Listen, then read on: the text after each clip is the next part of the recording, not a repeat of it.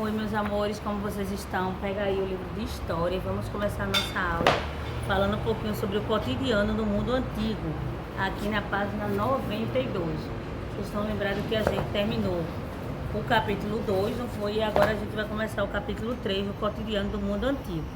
A gente vai ver um pouquinho sobre a vida doméstica na Mesopotâmia, vai falar um pouquinho sobre a vida doméstica na Grécia Antiga e a vida doméstica no Egito Antigo, ok?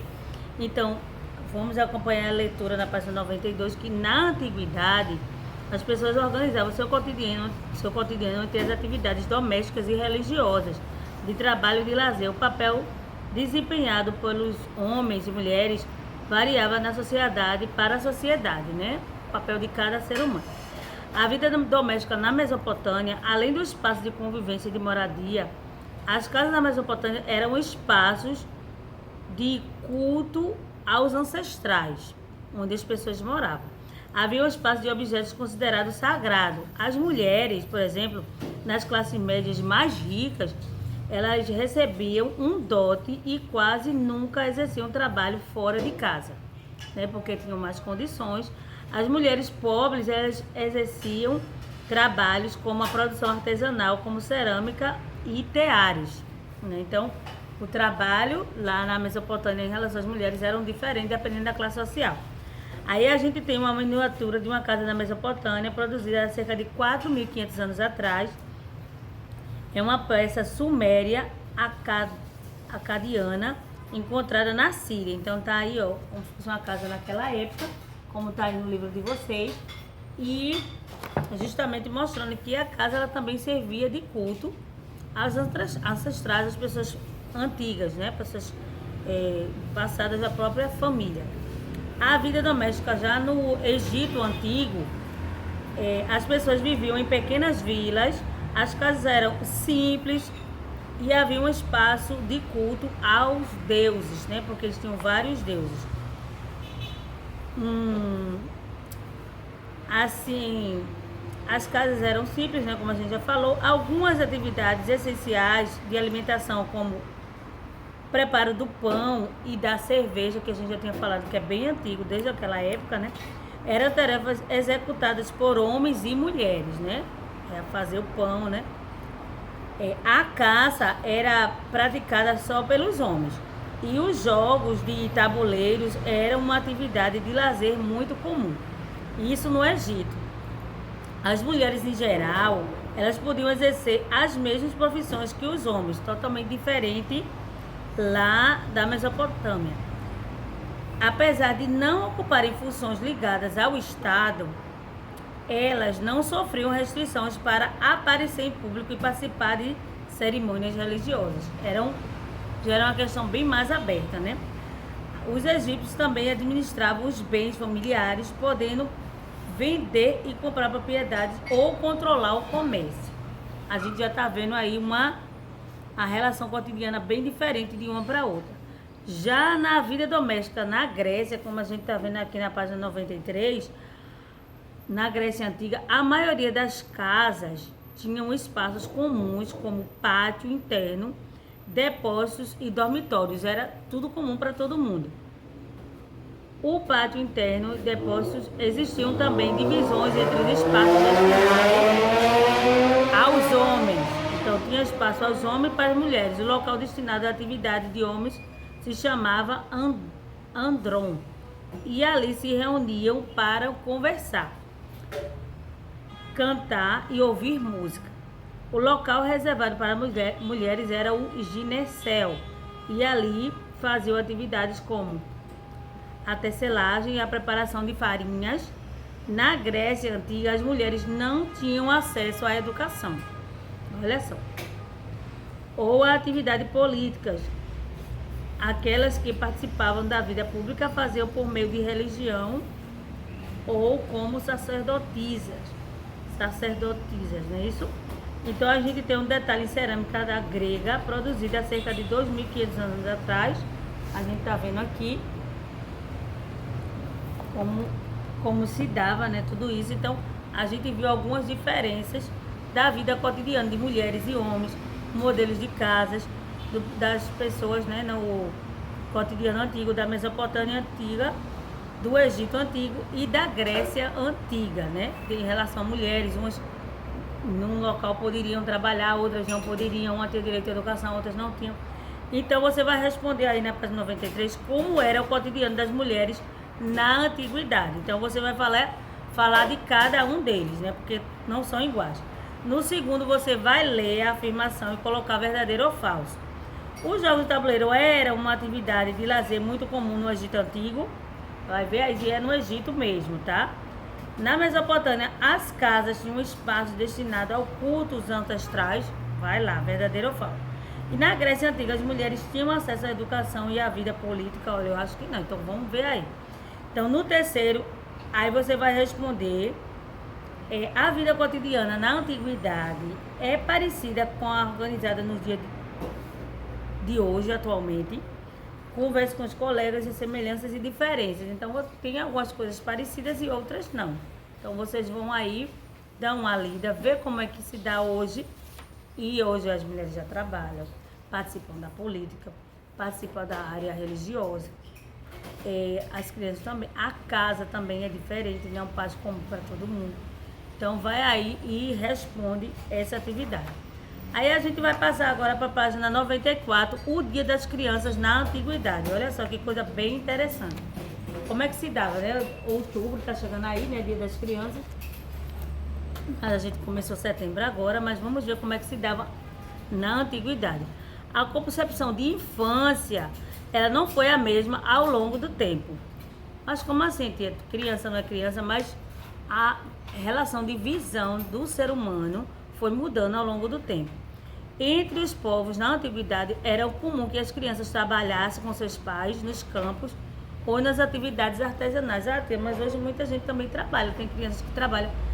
Mas a gente sabe que naquela época a criança ela não ia à escola, né? Então, e também tem uma restrição em relação ao trabalho infantil, a gente sabe muito bem disso. Então, a educação e o lazer na Mesopotâmia e no Egito Antigo, olha só.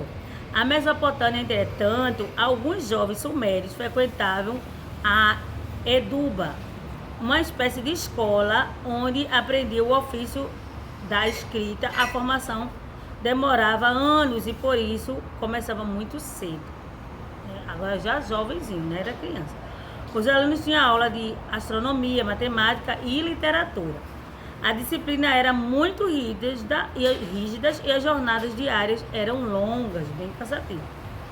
No Egito, as crianças também ingressavam cedo no mundo do trabalho. Eles podiam aprender o ofício dos seus pais ou tornar-se escribas, né? Escrever. Então, para se divertir, as crianças egípcias elas brincavam com bolas de couro. Olha, então a bola é bem antiga, tá? Mas a bola de couro, carrinhos, peões, olha como peão é antigo, bonecos e outros tipos de brinquedos. Em escavações arqueológicas foram encontrados vestígios de jogos feitos de madeiras. Então, ó, tem um jogo feito de madeira, como vocês estão vendo aqui, bem antigo. Então, era um jogo de tabuleiro que eles faziam e jogavam. Meninas e meninos em Esparta ou Atenas. Já em Esparta, a cidade da Grécia antiga, a concepção de infância estava ligada às obrigações cívicas. As crianças iam para a escola aos 7 anos. Os meninos, eles deixavam a casa dos pais para receber uma educação voltada para a guerra. Então, olha só, 7 anos de idade, saía de casa e ia se preparar para ser um soldado, porque era uma cidade que tinha toda essa infraestrutura, né? E a gente sabe que naquela época havia muitas guerras, então tinham que preparar logo cedo. Hoje não, né? Os meninos deixavam suas casas para receber uma educação. Então, era muito difícil. Então, uma educação voltada para a guerra, o treinamento era muito difícil e eles só voltaram para casa quando ingressavam à vida adulta. Ou seja, deixava a casa quando era criança, só voltava quando estava adulto. As meninas já recebiam desde a infância um rigoroso tratamento físico e psicológico, porque se esperava que elas se tornassem as mães dos guerreiros que no futuro serviriam a Esparta. Então, olha, as meninas eram preparadas só para ser mãe, não podia ter outra profissão, nada não. Então, já em Atenas, isso era em Esparta, em Atenas os meninos, tudo na Grécia, de famílias mais ricas recebiam educação formal. Eles aprendiam a ler e escrever, né, em Atenas, e a recitar poemas e até cantar ou tocar um instrumento musical, totalmente diferente de Esparta, que o menino já era preparado para a guerra desde 7 anos. As meninas, por sua vez, eram educadas para a vida doméstica e para a maternidade. As meninas, como sempre, para ser mãe, né? Elas aprendiam a fiar, a tecer, a cozinhar e a brincar com bonecas. Mas em Esparta, ela ainda aprendeu a brincar com bonecas, mas de forma a cuidar da casa, né? Dos filhos. Aí você vai responder na página 95, como era a vida das crianças nas cidades antigas. Olha aí que tem diferenças de cidades para cidades. No quinto, você vai observar a imagem e responder a imagem aí da pintura encontrada na tumba do construtor Anur, há cerca de 4.000 anos, em Tebas, no Egito. Aí você vê a imagem retratada da criança de um povo da antiguidade. Cita as características do cotidiano dessas crianças. Então, é retratada, né? Ele está perguntando, a imagem retrata a criança de um povo na antiguidade. Então, aí você vai retratar. É uma criança, que a gente está vendo aí pela foto, é uma criança egípcia, né? E a criança egípcia, a gente vê que ela já costumava brincar com jogos e tabuleiros, pinhões, né? A gente já viu a diferença de um lugar para o outro. No sexto, você vai responder a educação dos meninos e as meninas eram diferentes em 2 cidades da Grécia Antiga. Leia as afirmativas abaixo, que eram Esparta e Atenas, né? E aí você vai marcar o X. Os meninos eram educados para a guerra, Esparta ou Atenas. Aí você vai lá, olha de novo e marca o X. Qual era das duas? Os meninos já recebiam educação formal, aprendiam a ler e escrever, Esparta ou Atenas. As meninas eram educadas para a vida doméstica, Esparta ou Atenas. As meninas recebiam treinamento físico e psicológico, Esparta ou Atenas.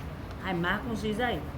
Observe com os colegas sobre principais diferenças entre o cotidiano das crianças do mundo antigo e o seu cotidiano. Então, hoje a criança ela não vai hoje ser preparada para a guerra, a não ser quando ele já é jovem e vai fazer 18 anos que tem que se alistar.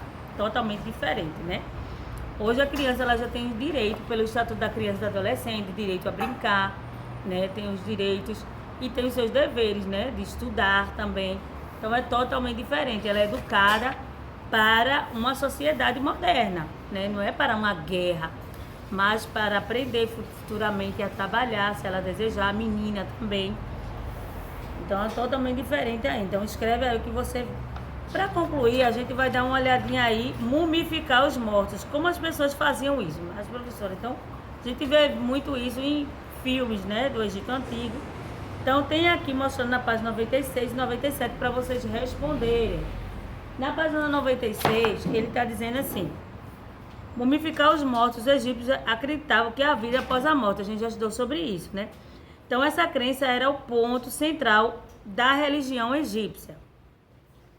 Para esse povo na antiguidade, a vida era entendida como uma caminhada. Quando o coração de uma pessoa parava de bater, ou seja, a pessoa morria, né?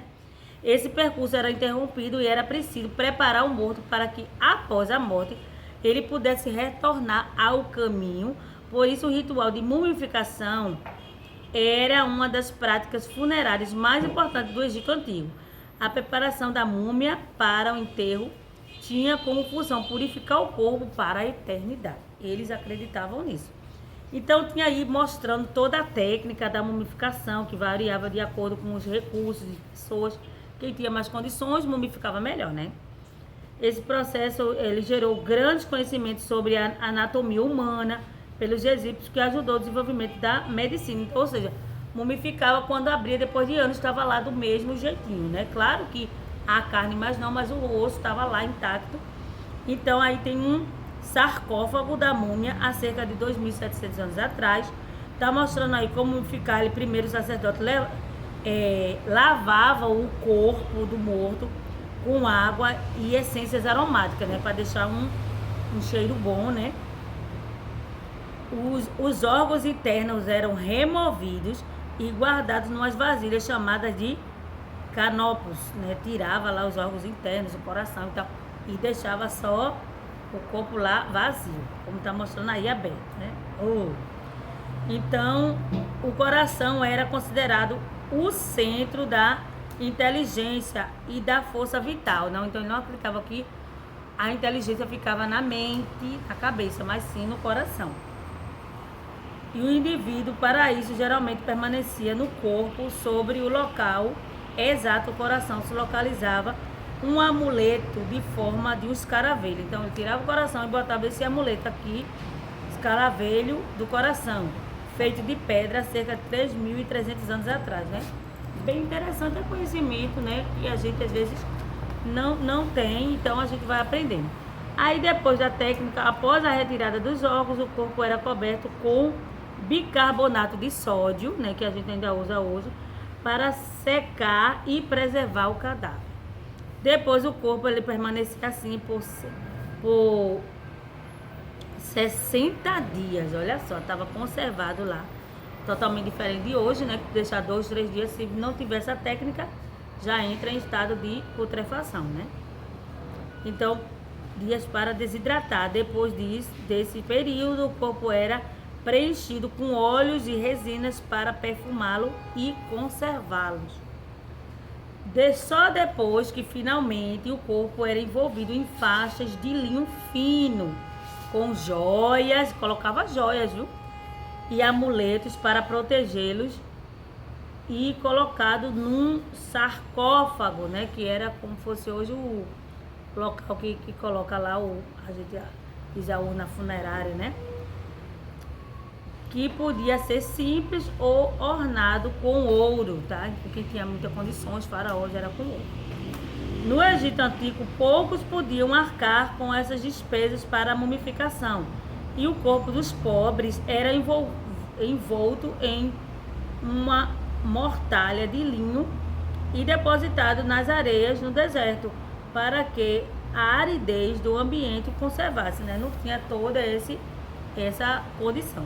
Então, para terminar, vocês vão responder aí, já olharam direitinho, já viram como é que se dava esse processo, qual era a importância da mumificação dos mortos para o Egito, né? Eles criam todo esse processo que eles iam voltar à vida, por isso que eles já botavam com ouro, com joias, e por isso que até hoje a gente vê em filmes que as pessoas procuram joias, né, tal, porque eles colocavam justamente assim.